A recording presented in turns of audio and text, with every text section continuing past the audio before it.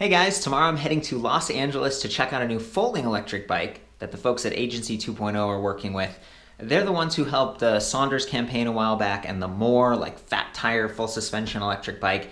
I'm pretty excited to head out to Los Angeles because I've been visiting family in Colorado, and as you can see, this is not great biking weather unless you have a fat bike. This might actually be cool for the more just gonna drive safe, hope everything works out, and give you guys a peek at that bike. It looks pretty cool. I've never seen a bike that folds quite like this. It's always neat to check out the new stuff, and as always, I'll be answering your comments and questions and stuff, so chime in and let's get to it.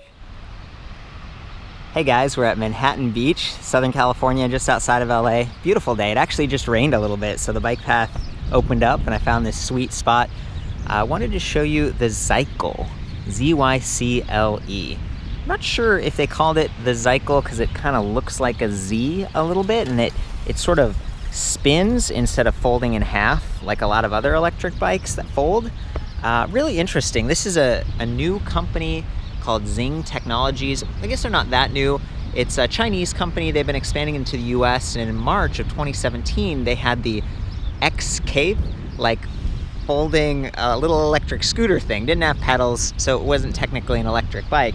This is a Class 2 folding e-bike that's pretty interesting. You know, they're launching on Indiegogo with one of the crowdfunding type of campaigns, and normally I'm kind of questioning, is it going to be just like this when it actually comes? What are we doing here? Will it arrive? Can we trust the company? Because this company's been around, they're actually delivering other electric bikes and other electric scooters and stuff. I feel like, it's more legit.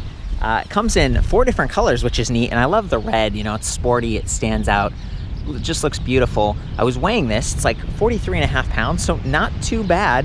Folding electric bikes tend to be lighter weight than full-size bikes, and of course, we're also making a little bit of compromise here in terms of power. We've got a 250 watt internally geared hub motor.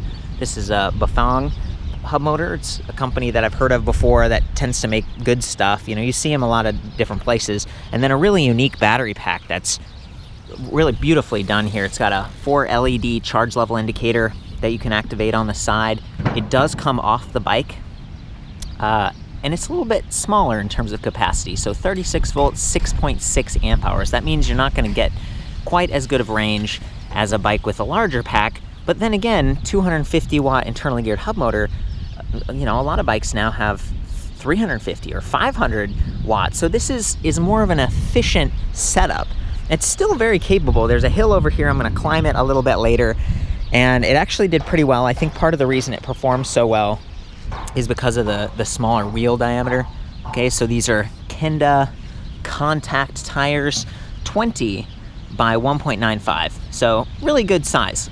Relatively comfortable, but not so big that they're going to create a lot of drag or anything like that. Just really well done. 13 gauge spokes, a little bit thicker on both of the wheels. I was told that this bike has a max rating, a weight rating of 330 pounds, which is a lot. I only weigh 135 pounds, so kind of like 2 of me could ride on this. And there's a rear rack option. Maybe some fenders could be added to this. You see the eyelets down here as well as on the rear, but this one didn't have that stock, this review model that I've got here.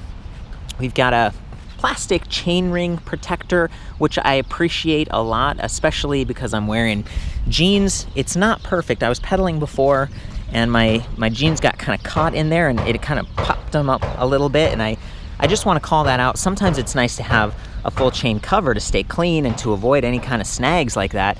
But then with a folding bike, there's more moving parts and stuff, and I think this is decent. And you can see that the side of the battery pack is pretty close to the chain as well, so it almost seems like a guide. I really don't see that chain popping off too easily. The drivetrain back here, it's definitely more basic. This is entry-level Shimano Tourney TZ, 13 to 28 tooth. So really not a lot of range in that cassette, but you do have 7 steps, and I think it's geared a little bit lower, 44 tooth chainring up here. I was able to hit approximately 20 miles per hour. I couldn't really tell because the display panel is a little bit more basic, and that's one of the areas where there's a bit of compromise on this bike. You've got the bigger Shimano SIS thumb shifter up here. It requires that you take your thumb and like reach it way up here versus little triggers down here. But they couldn't do trigger shifters because you can see the on-off button for the throttle. And that's a really good safety feature because the throttle is hot all the time on this bike. And I really like that. You know, if you're going to start from a stop sign, or maybe you need a little extra help climbing the hill, you get full throttle power at all times. You can override the 5 levels of assist. It works out great. You know, the display just isn't super easy to read, especially in bright daylight like today. I kind of find myself squinting, and these white outlines where the blue shows up, they reflect light. So you've got the blue that's kind of bright, and then you've got the white that's reflecting, and it just doesn't, it leaves something to be desired. However, there is a USB port on the side, and there's a USB port on that battery pack, and I'm going to show you that later when we do the folding. This bike is a little bit more basic back in terms of the drivetrain, and I think the cadence sensing technology that they're using. This is a 12 magnet disc. You can see it in there with the little magnets. 12, that's higher resolution, right? I've seen 5 and 6 magnet designs before, so 12 it's more responsive. It starts and stops quickly, and it does have motor inhibitors on the brake levers, which is awesome. But these days I have seen even more compact, like sealed and just they stay out of the way, cadence sensors that go on this side of the bike. I've also seen torque sensors and multi-sensors and stuff, so using more basic technology in that way. And the kickstand is not my favorite. It gets the job done, but it doesn't have as much adjustability. I guess at least it stays out of the way of the crank arm, so if you're walking the bike backwards or something, it's not going to get in the way. And these pedals, they're VP, they're plastic, they do fold, and they have that little insert so you can do it with your fingers like this. You don't have to like push it in and maneuver the bike. I like them, but I really don't like plastic folding pedals in general because they tend to be flexy under your feet. There's just not a lot of surface area. You can get aluminum alloy folding pedals on like Amazon or whatever and replace them, depending on how you use this bike. Like if you're just commuting around town and maybe you don't have huge feet, you know, they work well enough for me. So it's kind of one of those compromises that you can decide for yourself. Relatively affordable to upgrade later. Pretty comfortable, Cellular Royale freeway gel saddle with like a faux leather cover on it, stitched faux leather grips, ergonomic and locking, so they're not going to spin. A lot of times this is one of the areas that e-bikes seem to compromise on. They have like really cheap grips, and I like that these are nice. And again, even though the brake levers here are whooshing, it's like a cheaper brand, they do have the motor inhibitors. They're 3-finger, relatively easy to pull disc brakes versus rim brakes, but they are mechanical, they're not hydraulic. 160 millimeter rotors, front and rear. I'd say that's good, like in some ways above average for a bike that's kind of more affordable, and that's the next area that I want to explore with you, because there's a big gap between the $14.99 MSRP on this bike and then kind of the crowdfunding, like early bird special price, and that seems to be the case a lot of times with crowdfunded bikes. You know, they want to get that higher volume amount and kind of locked in, and then they know they can fulfill a higher rate. So I just question, like, is it really going to be $14.99? Because that's more expensive for a folding electric bike that doesn't come with, you know, the phone holder, the fenders, the rack. It doesn't have a suspension fork. This has a rigid aluminum alloy fork. So I like the thicker spokes. The tires are decent, but they don't have reflective sidewall stripes. There's no puncture protection. The battery, 6.6 amp hours versus 10 or even higher. 250 watt motor. It's definitely spec'd down, and that's part of why it's so lightweight at that, like, you know, 43 pounds. It's pretty good. It's just that there are more options these days on the market to choose from. I like that they're using a thicker, like sturdier, more robust seat post here. It's 31.8 millimeter in terms of diameter, relatively long, and it actually goes through this top tube and into the bottom, and that's where the pivot point is. So you'll see that later. There are actually 2 quick release points. And then the stem here, a lot of times you'll see like telescoping adjustment and stuff, but then those can be kind of loose, whereas this one the bike actually feels pretty sturdy, and I think that's part of what allows this to have a higher weight rating of 330 pounds. So, you know, I'm going through like all the different considerations with this bike. Who might want this? Someone who weighs a little bit more, someone who's getting the early bird special on the crowdfunding deal, someone who likes the colors, and I love that this has integrated lights. Okay, you can see it back here, just really beautiful. It says Zycle, got the little branding and stuff. It's paint matched. Apparently you can even get different colored batteries that sort of, you know, accessorize the frame a little bit. And then there's the headlight. So I'm gonna activate those. There's just this button down here. Press it. There we go. You can see the two beams. So two pretty bright lights. To me, they look like LEDs, but I was told, oh, those are xenon or something like that. They're like a fancier light bulb technology that I've heard about on automobiles. I don't really know what to say about that. To me, they look like LEDs, and I wonder if the rear one would be blocked if you have a rack. It's certainly low enough that, you know, if you have a coat or something, it shouldn't block it. I was hoping that I'd be able to see it from the side because the clear plastic is visible, but I think the lights are sort of recessed in there, so they might not actually be that visible. I wish I could demo that for you a little bit better, but it's just such a beautiful day out. I can't. So I guess I just like that at least it has lights, and at least they both are powered off the battery, and you can run your phone with that USB port up here. So see that? Full-size USB port, love that.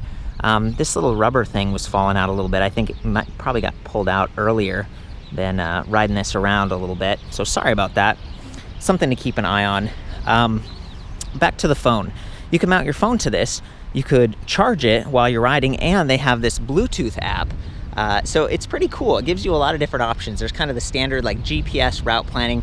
There's a profile, so it can tell you how much CO2 you've saved, which is always, you know, interesting and fun. And so more and more, it's like we don't have to have a fancy display. We can get one that's, you know, highly water resistant, has these nice tactile clicks, but it's simple. If you're not using your phone, you really can't tell how far you've gone, how fast you're going, the timer, any of these other like nice things. There's no range estimate, and you've just got 5 little battery bar increments. So that's like 20% drops. And a lot of times, I can't say for sure, but these are just like a voltage indicator. And so sometimes if you're really gunning it with the throttle, you'll actually see the battery drop for a minute, and then you go off the throttle and it rises again. So this is just, it's cheaper, and there are some trade-offs, but I kind of like it. You know, it's really easy to reach. The buttons click really nicely, and it's simple.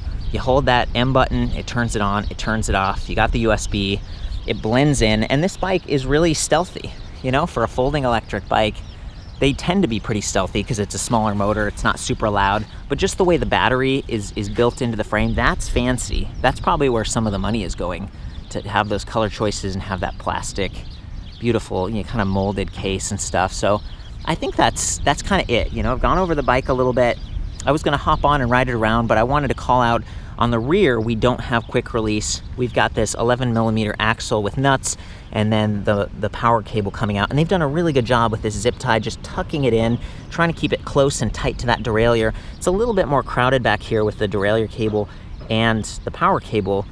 If you have to change the rear tire, like inner tube, because you got a flat, there's gonna be some extra work going on because of this design. But that's sort of the case with most hub motors. And you can see the nut and the threaded axle on this side a little bit better, and there's these slices that kind of act as a torque arm in the rear dropouts.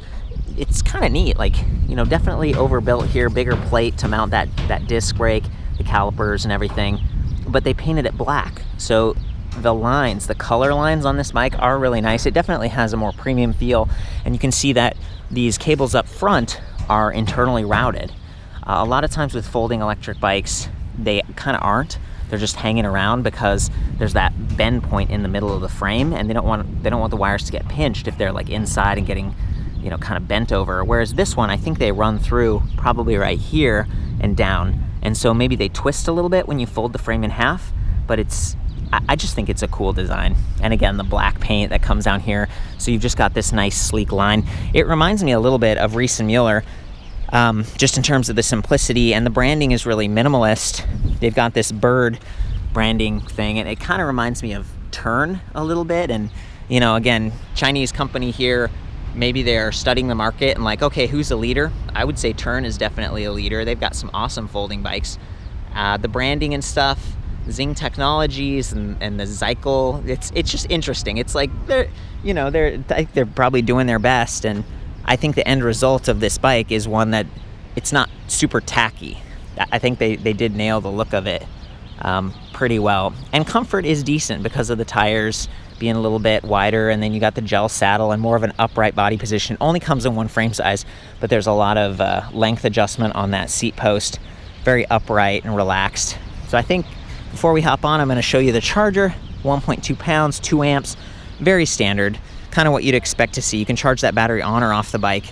It gets the job done. Nothing too fancy, but you don't really need a fast charger because the battery is so, small. It's not really very high capacity. Okay, I'm gonna stow that kickstand back there.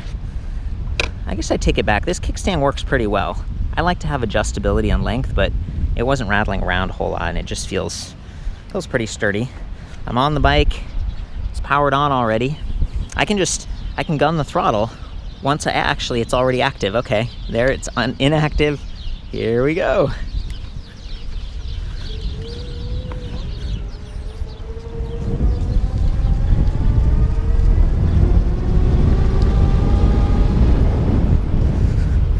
Feeling pretty good. Again, not sure exactly how fast I'm going. We are getting passed. We're getting smoked, but she looks pretty fit. Let's do some stability. Oh, not bad, not bad. And it looks like maybe I activated cruise control because the motor is still going even though I'm not twisting. But as soon as I pull that brake lever, the motor inhibitors kick in. So I'm gonna arrow up and do pedal assist.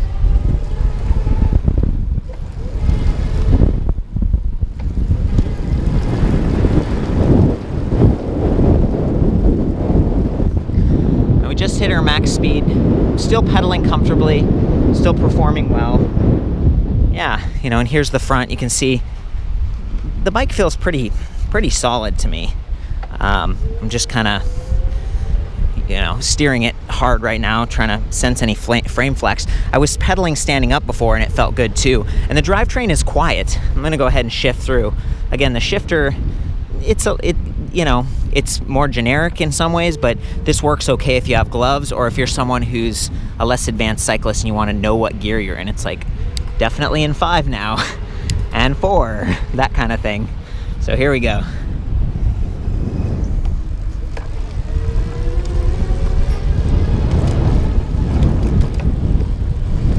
Yeah, shifted through really smoothly. That's the nice thing about a hub motor versus a mid-drive.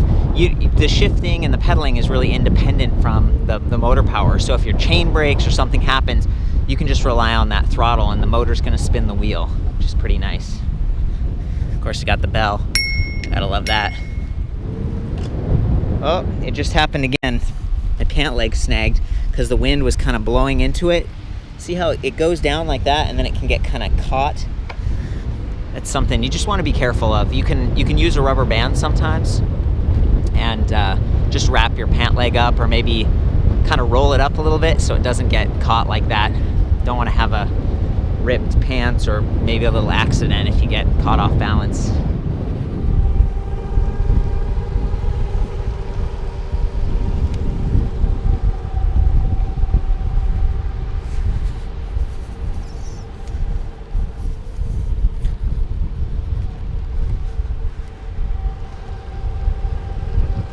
I got that cruise control going again, which is pretty nice because I don't have to pedal.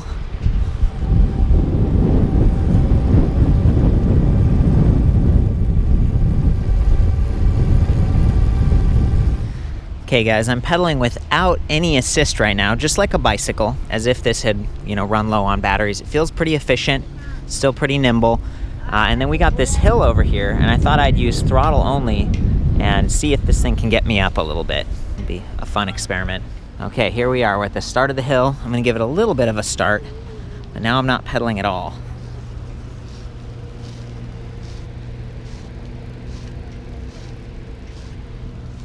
We are moving, not super fast. And again, I don't weigh a lot. Let's try that again. I mean, this is a decent sized hill. I started very slowly, and it makes a big difference whether you have some speed going in or not. So this time, I'm gonna go in with a little bit of speed, same hill.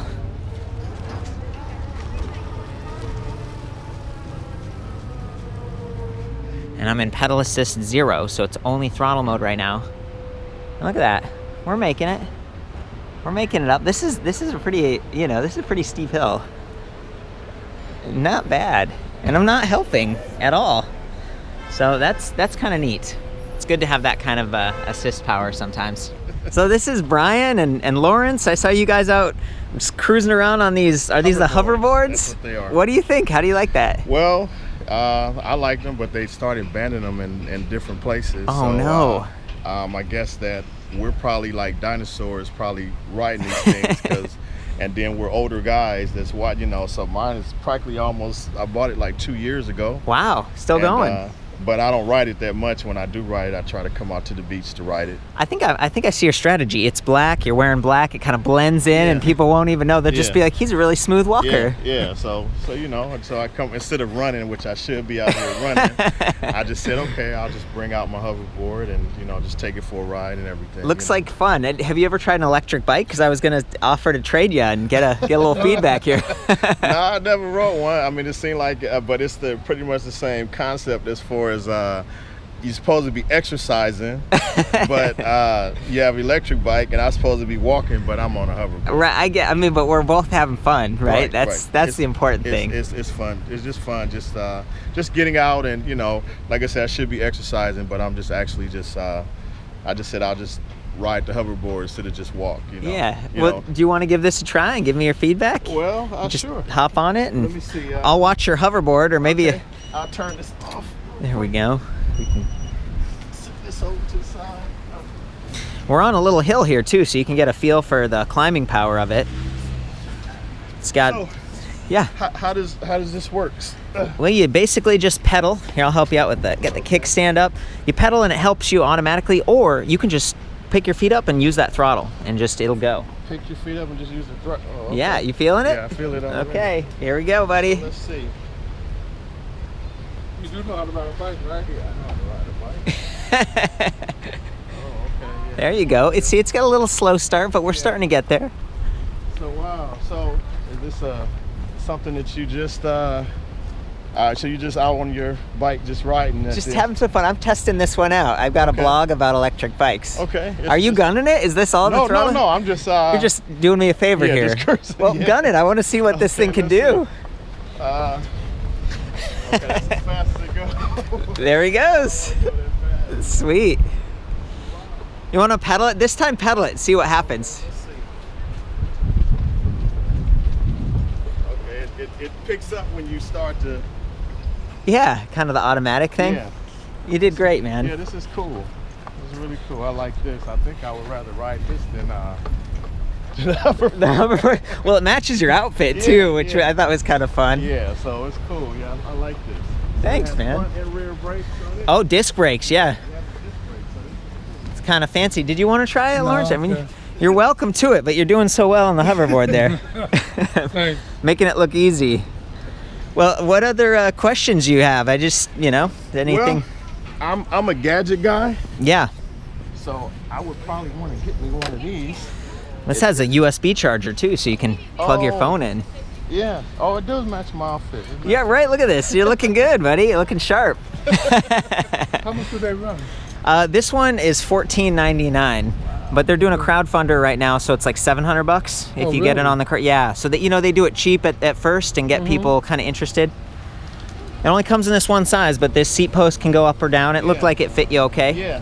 It fits. Just had to let the seat down. How many gears do it have? This one has 7 gears on it, so you got a bunch of speeds. You can climb, or you can go faster. And again, I don't work for this company or anything. I got this to kind of ride around and test, and it's always fun to get people, out and about who are having fun like you guys. So they're going for $700 right now? Yeah. 14? You said 14? $14.99 at that's the MSRP, but they got the crowdfunding thing for $700 right now. So it's it's got the lights and everything. It's a neat one. It's a little sharp. How far you get on a charge? Oh, see, that's the thing. I think it depends. I'd say probably like 15 to 30 miles, depending on whether you're 15 to 30 miles. If you're gunning it the whole way and you're climbing hills like that, you're probably not gonna get quite as much. Yeah. Okay. That's great. So you can actually really work out on it. Then you can get lazy and just. Right.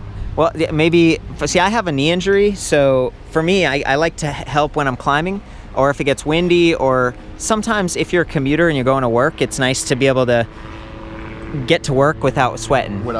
Yeah. So just take it real easy, Yeah, it's good stuff. That's a cool bike. I see you're back on your hoverboard, so I'll let you guys go, but can I get a high five? Okay, high five. It was nice to meet you. Nice to meet you too, all right? Take care, guys. Have a good day. Take care. Be safe. All right. Later, Lawrence. Later, Brian. How cool is that? Hey guys, so I got back to the car. We're all set to load this thing up, and Alyssa was gonna help me fold it. But the one thing I always forget, I start folding and then I accidentally hit the throttle or something. So you really want to make sure you kind of hold that, make sure it's off. So that's the first step. And then I actually have the key, so I was going to take the battery. Maybe you can help me out with that. Like, yeah, of course. We've got the key slot. What is it on the other side? Yeah. Oh, there it is. Right here. So push that in. And kind of smack it a little bit. Tap it out.